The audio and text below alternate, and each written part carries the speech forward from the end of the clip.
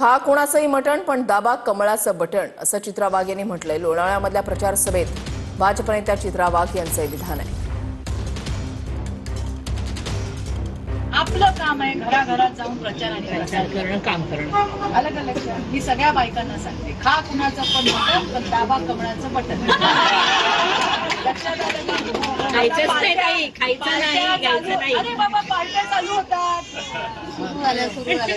नवरे आपल्याला सांगतात आज स्वयंपाक करू नको, म्हणजे समजून जायचं आज पार्टी आहे।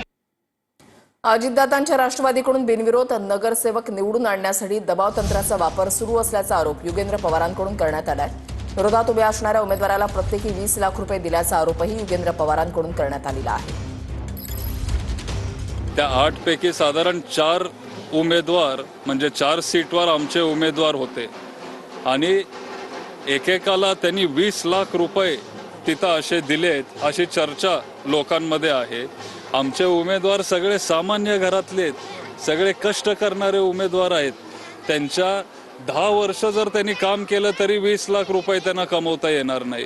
एवढं सहज ते येतात, 20 लाख 25 लाख जो काय आकडा असेल तो देऊन ते तिथं या 4 लोकांना त्यांनी फोडलं।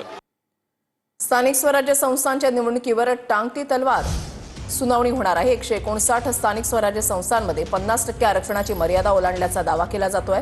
आरक्षणाची मर्यादा ओलांडल्यानं सुप्रीम कोर्टाने राज्य सरकारवर ताशेरे ओढलेत। निवडणुकांना स्थगिती देण्याचा खंडपीठाचा इशारा आहे। यातून मार्ग काढण्यासाठी राज्य सरकारमध्ये चर्चा झाल्याची माहिती आहे। सुनावणीच्या वेळेला सरकारच्या वतीनं कोणती भूमिका घ्यायची यावर चर्चा झाल्याची माहिती आहे। सुप्रीम कोर्टामध्ये होणाऱ्या उद्याच्या सुनावणीकडे लक्ष लागलेलं आहे।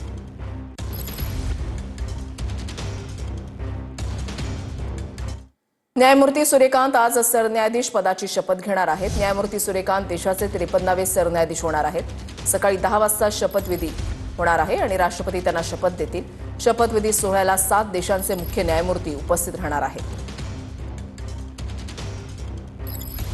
नाशिकच्या तपोवनमधील झाडांच्या कत्तली प्रकरणी आज सुनावणी होणार आहे। झाडं तोडण्याबाबत आतापर्यंत 900 हरकती आलेल्या आहेत। 900 हरकतींवर आज सुनावणी होणार आहे। तपोवनातील झाडं कापण्यास पर्यावरण प्रेमींचा विरोध आहे।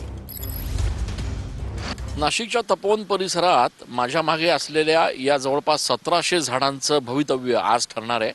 कारण नाशिक महापालिकेच्या आयुक्त मनीषा खत्री यांच्या उपस्थितीत आज पर्यावरण प्रेमींची खरं तर हरकतींची सुनावणी नाशिक महापालिकेत होणार आहे। गेल्या काही दिवसांपासून नाशिकच्या तपोवन परिसरातले हे झाडं राज्यभरात चर्चेत आलेले आहेत।